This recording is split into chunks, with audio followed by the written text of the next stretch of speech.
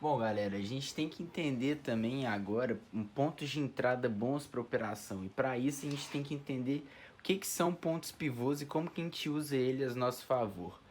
Bom, a gente sabe que o mercado ele movimenta fazendo ou topos mais altos e fundos mais altos numa tendência de alta. Por exemplo, aqui, ó, topo mais alto que o topo anterior. Deixa eu voltar aqui para mostrar para vocês nessa mini tendência de alta aqui, ó. Topo mais alto que o topo anterior, fundo mais alto que o fundo anterior. Topo mais alto que o topinho anterior, fundo mais alto que o fundo anterior. Topo mais alto, e assim é de tendência de alta. De baixo é o contrário.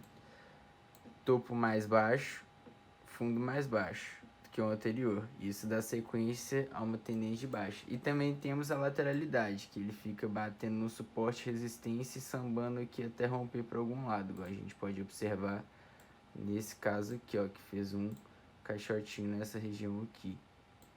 Rompeu, deu um falso rompimento, depois voltou, trabalhou de novo, trabalhou até romper realmente aqui, como a gente pode observar.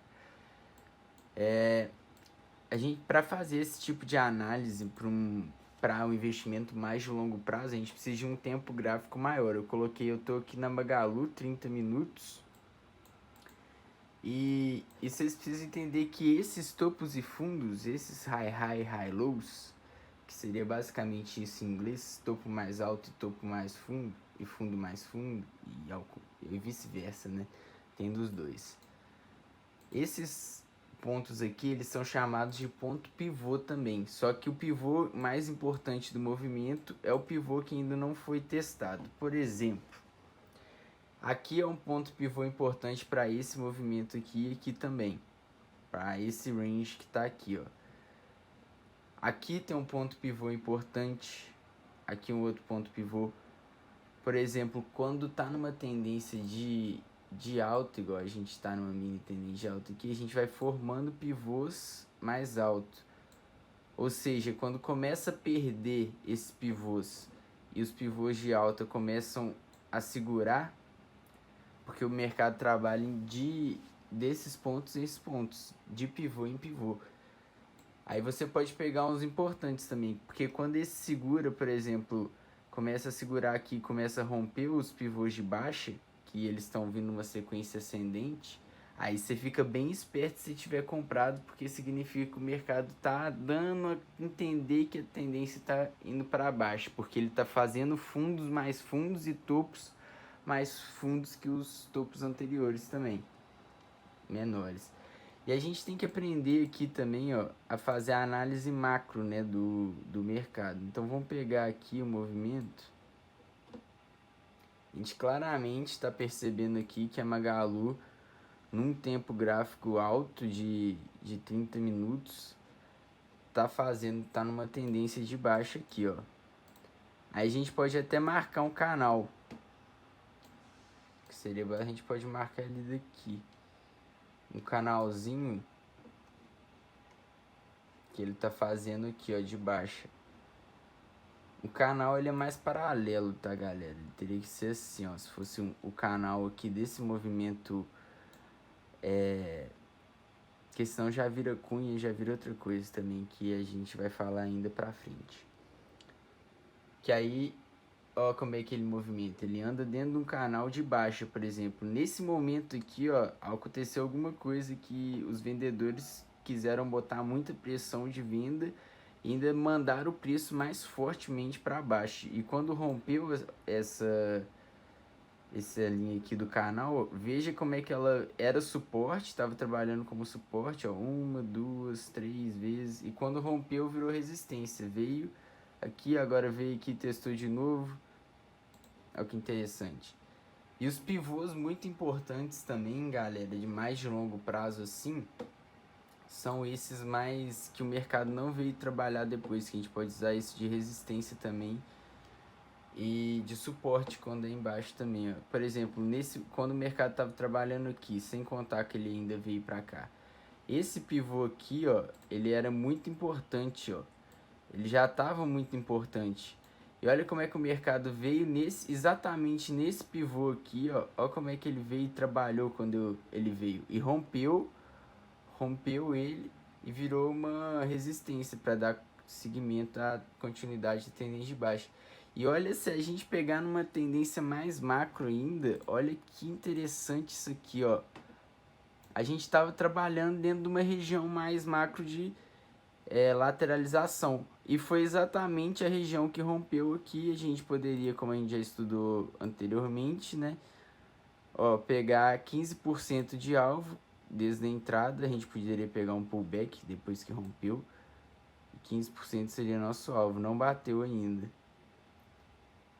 Mas essa questão aqui tá trabalhando de mês, ó, novembro, dezembro, janeiro, fevereiro, março, é 15% em questão de meses. E o stop de 7%, mas aqui o mercado já está trabalhando muito a favor há muito tempo, já pode fazer parcial até de 1 para 1 com stop de 7%, que seria parcial, e proteger aqui no ponto de entrada. Que aí a operação ela não vai ser mais perdida se entrar vendido também. A Magalu, se você pegar um pouco mais, vão ir um pouco mais para trás então, para expandir ainda mais o conhecimento de você sobre esses tipos de tendência, que o mercado trabalha em 3 tipos de tendência ao mesmo tempo. Ele está sempre trabalhando uma tendência maior e uma menor dentro dessa tendência maior. É esse o segredo do mercado. Se for pegar aqui a tendência mais macro, olha isso aqui, galera. Olha se na tendência mais macro, Magalu tá de venda. Se a gente for pegar para anos. Isso aqui, por acaso, é um canal de baixa. A gente percebe que ele tá trabalhando no canal de alta, claramente aqui, né? E dentro desse canal de alta, dentro desse movimento de alta, ele fez uma região de lateralização, onde o preço ele chegou... que quem veio comprado de cá, eles precisam realizar também um momento, pelo menos um pouquinho, para continuar comprado, porque a ação é um pouco diferente do dólar, porque a ação você pode entrar e ficar comprado anos, e o dólar você necessariamente precisa, quem entrar precisa sair. Então o dólar é muito mais técnico por causa disso. Mas olha como é que ele está trabalhando em várias tendências. E ó, a tendência primária, nesse exemplo que eu estou dando aqui, é de alta, claramente. Magalu tá entendendo de alta. A secundária, ela veio aqui de uma lateralização. E a terciária agora, ela tá de baixa. Ou seja, o que a gente tira de conclusão nisso? A primária tá de alta, a secundária tá de lateralização e rompeu para baixo agora. E a terciária tá de baixa. A gente pode tirar de conclusão então que não é um bom momento agora, exatamente agora, para entrar.